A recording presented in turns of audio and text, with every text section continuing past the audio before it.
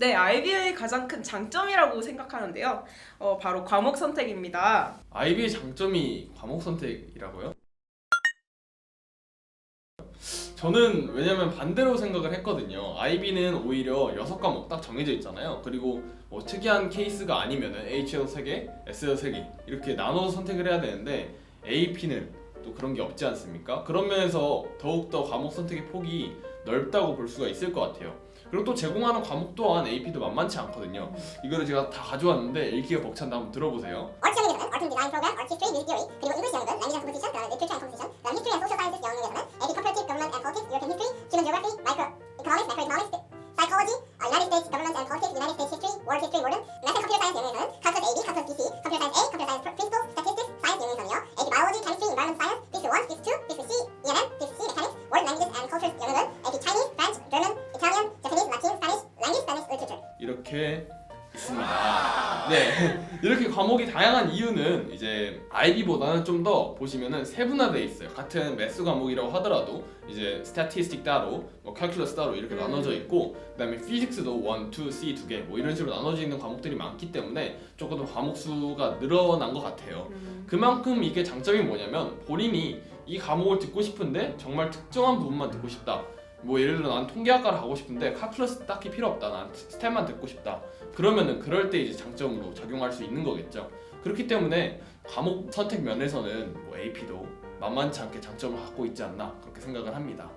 AP가 과목이 그렇게 많긴 한데 저희도 6과목밖에 고를 수 없는 상황이긴 하나 그 많은 과목을 다 들을 겁니까? 그건 아니지 않습니까? 그리고 IB 수학 같은 경우에는 쌤 이렇게 세분화되어 있는 거 물론 좋죠. 근데 대학에서는 우리는 모든 것을 다 터득한 학생이 좋다 이래서 IB를 더 이렇게 가치 있게 생각하는 경우도 많이 볼 수 있을 것 같아요. 이거 저에 대한 도전인가요? 아, 어떻게 알아들어야 될까요? AP 하시는 여러분 쭈그러들지 마세요. AP도 많이 쳐줍니다. 근데 AP는 말씀하셨지만 좋은 말씀이에요. IB는 좀 더 전체를 아우르는 느낌이 있기 때문에 IB 6과목하고 AP 6과목은 사실은 같지는 않죠. 솔직히 말씀드리면은.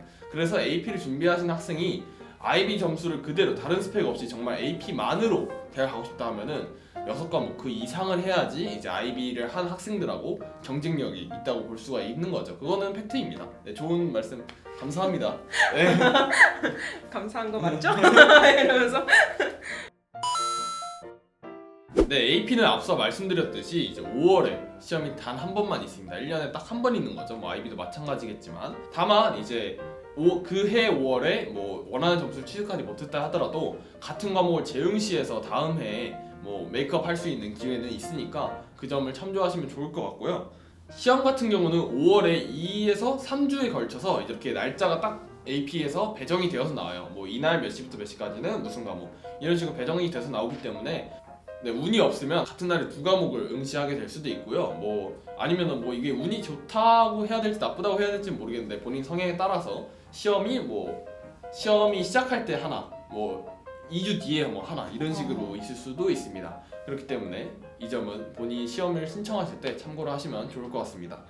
과목별로 시험 구성이나 어떤 문제 스타일은 상이할 수밖에 없죠. 왜냐면 과목들이 너무 많기 때문에. 그러나 뭐 대표적으로는 multiple choice questions 영역 따로 있고요. MCQ라고 부르죠. 그다음에 free response questions FRQ라고 부르죠. 그리고 주관식 영역이 따로 있습니다. MCQ는 말 그대로 객관식으로 이제 multiple choice에서 선택하는 영역이고요. FRQ는 이제 과목마다 좀 다른데 뭐 수학 과목은 그냥 문제를 풀어서 주관식으로 써내는 뭐 에세이 형식은 수학이나 과학 과목에서는 나오지 않습니다.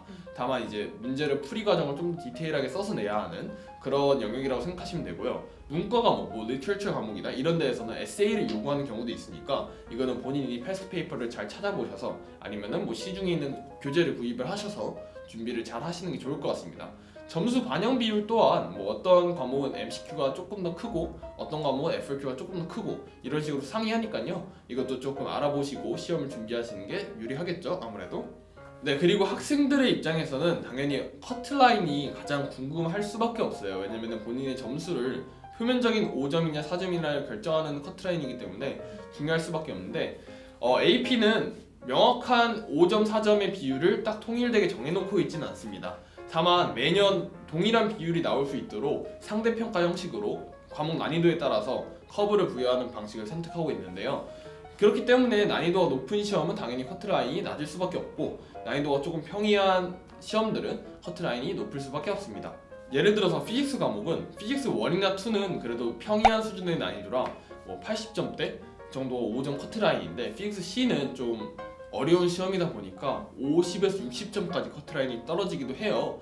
그렇기 때문에 이 점이 오히려 본인에게 있어서 실수를 조금 자주 하는 편이라면 사실은 커트라인이 낮은 게 더 본인이 점수 내기에 변동 없이 유리할 수밖에 없잖아요. 그렇기 때문에 뭐 그런 거를 잘 따져서 본인이 결정하시는 게 좋을 것 같습니다. IB 같은 경우에는 시험이 external이랑 internal로 나누어져 있습니다. external이 모두가 아는 5월 내지는 11월에 치는 파이널 exam이라고 보시면 되고요. paper 1, 2 그리고 HL 같은 경우에 과목에 따라서 paper 3까지 있는 그런 시험이 있습니다. 수학, 과학을 제외하고는 객관식이 없고요. 짧은 서술형 혹은 에세이 형태로 구성이 되어 있습니다. 그리고 AP 시험이랑 비교했을 때 보통 에세이는 여러 가지 프롬프트 중에서 몇 개 골라 쓸 수 있는 그런 자유 아닌 자유가 있습니다. 예를 들어서 섹션 A에 문제가 8개가 있는데 뭐 3개를 골라서 답을 해라 뭐 이런 식으로 나눠 있습니다.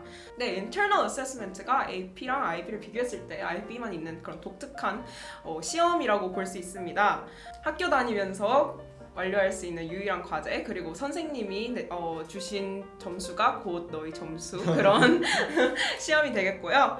거의 모든 프레젠테이션 형태, 그러니까 F4에 IOC가 해당되는 경우가 많고, 에세이 형태로 과학 같은 경우에는 실험 보고서, 그리고 사회 같은 경우에는 탐구 보고서 혹은 케이스 스터디 분석, 그리고 영어나 언어는 문학 또는 비문학을 읽고 작품 분석 및 창의 활동, 그리고 수학도 참고 보고서에 가까운 그런 에세이를 제출해야 합니다. 유일하게 준비할 수 있고 전체 점수 25%나 해당하기 때문에 열심히 준비해야 되는 이유가 되겠습니다.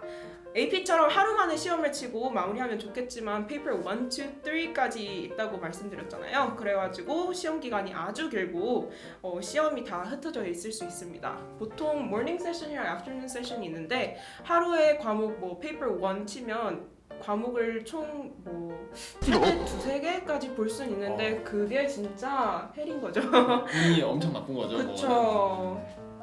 대학 같은 경우에는 IB에 대한 선호도가 높아졌다 이런 얘기가 많이 들리잖아요. 아무래도 제가 생각하기에는 한국 대학에서 추세가 IB를 조금 더 많이 이렇게 받아들이는 추세다. 이 IB의 가치를 높이 평가하고 있다. 이렇게 정리해드리고 싶습니다. 저는 이거는 조금 조심해야 될 발언이라고 생각을 하는 게, 물론 저희의 주관적인 의견이고 저희 입시 사정만 아니기 때문에 모르는 거지만 IB를 더 선호를 할 수밖에 없는 이유는 IB를 했다는 그 자체, IB 커리큘럼 자체가 무슨 어떤 프라이어리티가 있어서 그렇다기보다는 IB를 하면 할수록 본인이 자소서에 쓸 내용도 많아지고, 왜냐면 익스텐디드 에세이도 준비를 해봤고 IE 하면서 탐구도 해봤고 그렇기 때문에 자소서에 쓸 내용도 많아지고, 그 다음에 캐스 활동 같은 걸로 이제 EC 같은 것도 자연스럽게 알차게 정말 채워지잖아요. IB를 하면.